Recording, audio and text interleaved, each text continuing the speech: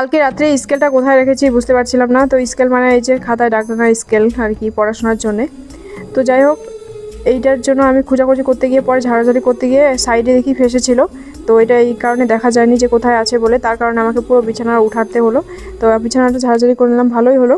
এখন কিছুটা রোদে দিয়ে দেবো আর বাকি বস্তাগুলো পেতে রেখে দিই বিছানায়। তো এখন দেখছি কি দেখা যায়, বাইরে কি কাম আছে।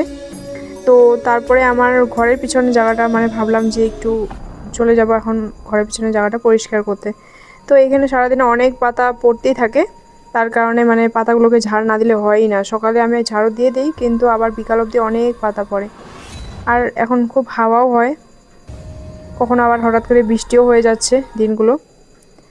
আর বৃষ্টির দিন চলে আসলো, কোনো ব্যাপার না। এখন বৃষ্টি পড়ার দিন পুরো স্টার্ট হয়ে গেল আর কি।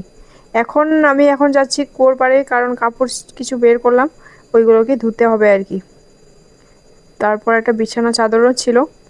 তারপরে না আমাকে একটু মাথায় কি জানি আসলো যে এই 5 লিটার ড্রামগুলো কেটে আমি কিছু লাগাবো, গাছ লাগাবো, তার কারণে আমি কিন্তু কেটে ফেললাম। তারপর আমি ভাবছি যে রোদ্রুটা কিন্তু ভালো করে আসেনি, তো কাপড়গুলোকে মেলবো কি মেলবো না। প্রায় এখন বাজে 10টা, তো দেখো বাইরের অবস্থা কিন্তু খারাপ।